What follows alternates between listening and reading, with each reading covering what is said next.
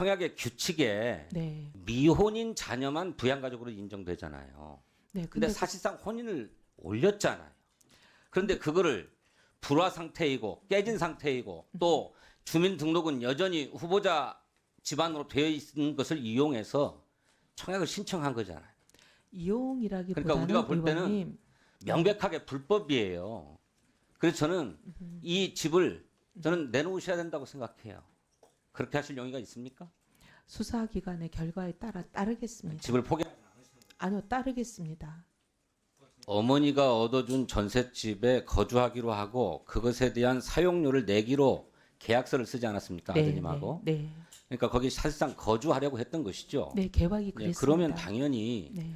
전입신고를 해야 되는 것 아닙니까? 조금 한 달 살아보니까 좀 어려워서 서울로 옮기려고 했습니다.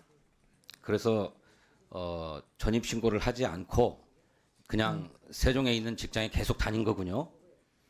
그렇지만 이제 그러니까 서울로 그거는 옮기려는 우리 계획이 있었기 때문에 주민등록법을 그렇습니다. 위반한 거잖아요. 정치도 더 이상 하지 않겠다고 생각하고 종부세 내도 되는 집을 이제 장만하려고 했던 것입니까? 그때는 이제 정치가 끝났으니까. 예, 원펜타스 문제 관련해서 묻겠습니다. 후보자의 장남이 2023년 7월 달에 유학을 마치고 돌아와서 네, 2023년 8월에 대외정책연구원에 취업하지 않습니까? 네, 그래서 그게 연구원이 세종에 있기 때문에 세종에서 거주해야만 했죠. 그래서 장남에게 전셋집을 하나 얻어주지 않았습니까? 네. 그러면 거기에서 사실상 거주하고 출퇴근했던 거잖아요. 그럴 계획이었습니다. 근데 그 계획대로 되지가 않았습니다. 그 세종 아파트에서는 살지 않았어요? 뭐 아예 살지 않았던 건 아니지만 서울을 많이 왔다 갔다 했습니다. 예. 네. 그랬군요. 세탁하고 빨래 이런 걸 혼자 하기가 좀 힘들었다고 합니다. 글쎄 세탁 빨래를 그렇게 매일 같이 했나 보죠. 아니, 반포에 올라와서. 그렇지는 않은데 이제 식사도 네. 어렵고 여러 가지 어렵다 보니 네. 그리고 그땐 또 결혼 준비하는 것 때문에 서울에 거의 있었습니다. 네, 많이 오갈 수는 있었겠죠. 네, 네. 근데 이제 세종에 네. 이를테면 어머니가 얻어준 전셋집에 거주하기로 하고 그것에 대한 사용료를 내기로 계약서를 쓰지 않았습니까? 네, 아드님하고. 네. 네. 그러니까 거기 사실상 거주하려고 했던 것이죠. 네, 계획이 네, 그랬습니다. 그러면 당연히 네. 전입신고를 해야 되는 것 아닙니까? 전입 신고? 근데 왜 아드님이 전입신고를 하지 않았죠? 글쎄 그거는 저희가 그때 이제 아들은 직장을 좀 옮길 계획이 있었습니다. 서울로 다시. 아까 어떤 의원님이 그 서울에 있는데 입사 신청을 하지 않았냐 하는데 조금 한 달 살아보니까 좀 어려워서 서울로 옮기려고 했습니다. 그래서 전입신고를 하지 않고 그냥 세종에 있는 직장에 계속 다닌 거군요. 그렇지만 이제 그러니까 서울로 그거는 옮기려는 우리 계획이 있었기 때문에 주민등록법을 그렇습니다. 위반한 거잖아요. 네? 사실상 거주하는 곳에 주민등록을 하라고 하는 것이 우리 주민등록법의 규정이지 않습니까? 근데 의원님 이렇게 말씀드리면 어떨지 예, 뭐 모르겠습니다. 구태여 변명이 안 될 것 같아요. 아니요. 명백하게 네. 주민등록법 위반인데 어쨌든 그런 사정을 이용해서 후보자께서는 주택 청약을 했어요. 그러죠? 원펜타스 이전에도 했는데 제가 알기로 우리 후보자께서는 원펜타스 이전에 전원한 적은 없습니다. 부군께서 하셨나요? 네, 그랬을 네, 겁니다. 그러니까 근데 그 가족들이 살 집을 한 거잖아요. 예. 예, 뭐 그래서 후보자께서는 결혼한 이후로 오랫동안 무주택으로 사시다가 2024년부터 이제 집을 장만하려고 해요. 그 왜 그러셨습니까?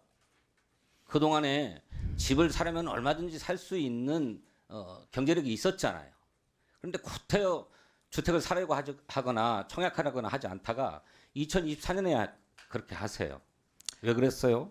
제가 2024년 총선 끝나고 실은 정치에 대해서 이제 많은 생각이 들어서 그때 사실 정치를 접을 마음을 어느 정도 가지고 있었습니다. 총선에 낙선해보고 앞으로 여러 가지 고민을 해봤을 때 그때 이제 제가 정치를 좀 그만둘 생각을 마음에 가지고 있었습니다. 그런데 그 전에 집을 사지 않았던 것은 지역구가 서초였을 때였습니다. 지역구가 서초일 때는 종부세 반대 운동을 지역 구민들의 의견이기 때문에 할 수밖에 없고 그래서 종부세 반대 운동을 시작하면서 2006년에 저희가 상속받았던 종부세 내는 집을 팔고 시작했습니다. 그래서 그 국회의원을 하는 동안에는 종부세 내는 집을 가지지 않겠다는 생각이 있긴 있었습니다. 네, 그러셨군요. 네. 그런데 이제 정치를 더 이상 하지 않겠다고 생각하고 종부세 내도 되는 집을 이제 장만하려고 했던 것입니까?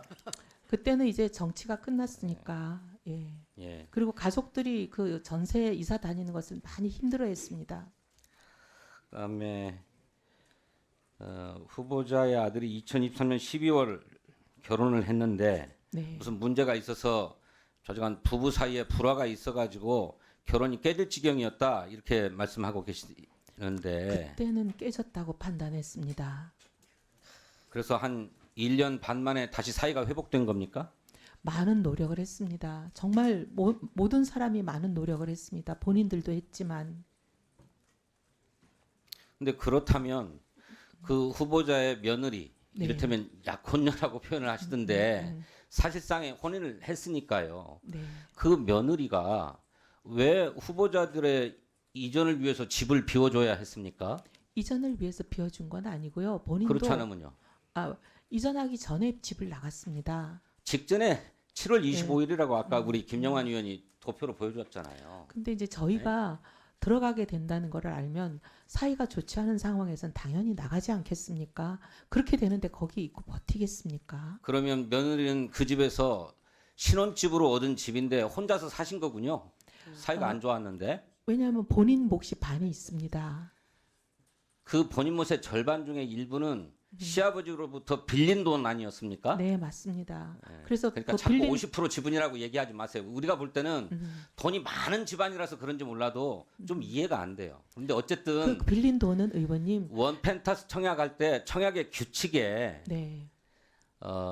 미혼인 자녀만 부양가족으로 인정되잖아요. 네, 근데 사실상 혼인을 올렸잖아요. 그런데 그거를 불화 상태이고 깨진 상태이고 또 주민등록은 여전히 후보자 집안으로 되어 있는 것을 이용해서 청약을 신청한 거잖아요. 이용이라기보다는 그러니까 우리가 볼 때는 의원님 명백하게 불법이에요.